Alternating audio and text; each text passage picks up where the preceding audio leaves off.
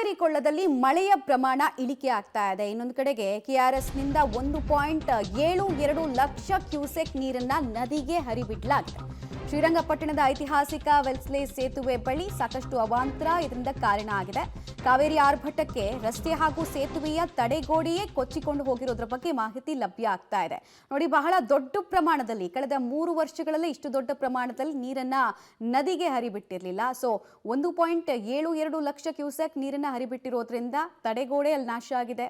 ರಸ್ತೆ ಕೂಡ ನೋಡ್ತಾ ಇದ್ದ ಹಾಗೆ ಕೊಚ್ಚಿಕೊಂಡು ಹೋಗಿರೋದ್ರಿಂದ ಅವಾಂತರಗಳ ಸರಮಾಲೆ ಕಾವೇರಿ ಕೊಳ್ಳದಲ್ಲಿ ಸೃಷ್ಟಿಯಾಗಿದೆ. ವೆಲ್ಸ್ಲೆ ಸೇತುವೆಗೆ ಸಂಬಂಧಪಟ್ಟಂತೆ ಕೂಡ ಇಂಥದ್ದೇ ಮಾಹಿತಿ ಸಿಗ್ತಾ ಇದೆ. ಕಳೆದ ರಾತ್ರಿ ಕೆಆರ್ಎಸ್ ಅಣೆಕಟ್ಟೆಯಿಂದ 1,72,000 ಕ್ಯೂಸೆಕ್ ಅಧಿಕ ಪ್ರಮಾಣದಲ್ಲಿ ನೀರು ಹರಿಸಿದ ಪರಿಣಾಮವಾಗಿ ಹಲವು ಅವಘಡಗಳು ಸಂಭವಿಸಿದವೆ. ಅದರಲ್ಲೊಂದು ಶ್ರೀರಂಗಪಟ್ಟಣದ ವೆಲ್ಲೆಸ್ಲಿ ಸೇತುವೆಯ ತಡೆಗೋಡೆ ಮತ್ತೆ ರಸ್ತೆ ಎರಡು ಕೂಡ ಕೊಚ್ಚಿ ಹೋಗಿರುವಂಥದ್ದು ದೃಶ್ಯದಲ್ಲಿ ತೋರಿಸ್ತಾ ಹೋಗ್ತೀನಿ. ನಾವು ದೃಶ್ಯದಲ್ಲಿ ಕಾಣ್ತಾ ಇರುವಂಥದ್ದು ಮಂಡ್ಯ ಜಿಲ್ಲೆಯ ಶ್ರೀರಂಗಪಟ್ಟಣದ ವೆಲ್ಲೆಸ್ಲಿ ಸೇತುವೆಗೆ ಕನೆಕ್ಟ್ ಆಗುವಂತ ಒಂದು ರಸ್ತೆ.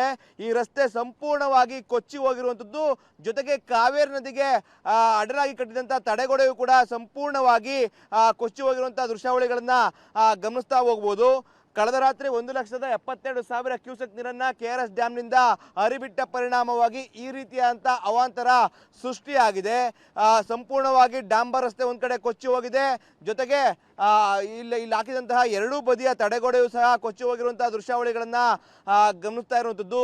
ಅಂದ್ರೆ ಕಲ್ಲಿನಿಂದ ಕಟ್ಟಿದಂತ ಒಂದು ರೀತಿಯಾಗಿ ತಡೆಗೋಡೆಗಳು ಮತ್ತೆ ಈ ಭಾಗದಲ್ಲಿ ಹಾಕಿದಂತ ಒಂದಷ್ಟು ಫೆನ್ಸ್ ಮತ್ತೆ ತಡೆಗೋಡೆ ಎಲ್ಲವೂ ಸಹ ಸಂಪೂರ್ಣವಾಗಿ ಕೊಚ್ಚಿ ಹೋಗಿರೋದನ್ನ ದೃಶ್ಯಾವಳಿಗಳನ್ನ ಗಮನಿಸ್ತಾ ಇದ್ದೀವಿ. ದಿಢೀರ್ನೆ ಅಂದ್ರೆ ಆರಂಭದಲ್ಲಿ ನಿನ್ನೆ 1,10,000 ಕ್ಯೂಸೆಕ್ ನೀರನ್ನ ಬಿಡಲಾಗ್ತಾ ಇತ್ತು ಬೆಳಗ್ಗೆ.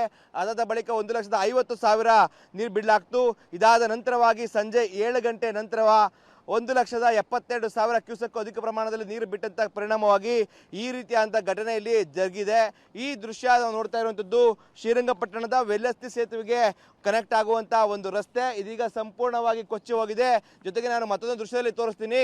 ಶ್ರೀರಂಗಪಟ್ಟಣದ 1804ರಲ್ಲಿ ಕಟ್ಟಿದಂತಹ ವೆಲ್ಲೆಸ್ಲಿ ಸೇತುವೆ ಸಂಪೂರ್ಣವಾಗಿ ನಿನ್ನೆ ಜಲಾವೃತ ಆಗಿತ್ತು. ಇತಿಹಾಸದಲ್ಲಿ ಅಂದ್ರೆ 1992ರ ಬಳಿಕವಾಗಿ ಇದೇ ಮೊದಲನೇ ಬಾರಿಗೆ ಕಳೆದ ರಾತ್ರಿ ಏನು ಈ ಒಂದು ವೆಲ್ಲೆಸ್ಲಿ ಸೇತುವೆ ಜಲಾವೃತ ಆಗಿತ್ತು. ದೃಶ್ಯದಲ್ಲಿ ಗಮನಿಸ್ತೀವಿ. ಈಗಲೂ ಸಹ 1 ಲಕ್ಷ ಕ್ಯೂಸೆಕ್ ನೀರು ಕಾವೇರಿ ನದಿಗೆ ಬಿಡಲಾಗಿರುವಂಥದ್ದು. ಆದರೆ ಕಳೆದ ರಾತ್ರಿ 1,72,000 ಕ್ಯೂಸೆಕ್ ನೀರನ್ನು ಹರಿಬಿಟ್ಟಂತ ಪರಿಣಾಮವಾಗಿ ಈ 2 ಶತಮಾನದ ಹಳೆಯ ಸೇತುವೆ ಸಂಪೂರ್ಣವಾಗಿ ಜಲಾವೃತಗೊಂಡಿತ್ತು.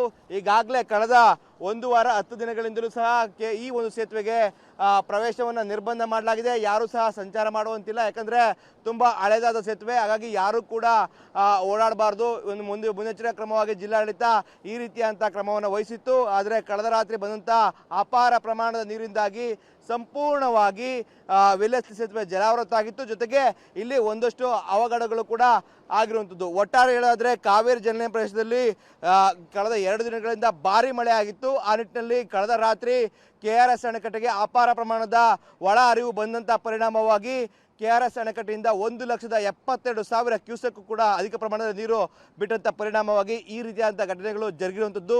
ಸದ್ಯ ಕೆಆರ್ಎಸ್ ಅಣೆಕಟ್ಟೆಗೆ ಒಳ ಹರಿವಿನ ಪ್ರಮಾಣ ಕಡಿಮೆ ಆಗಿದೆ.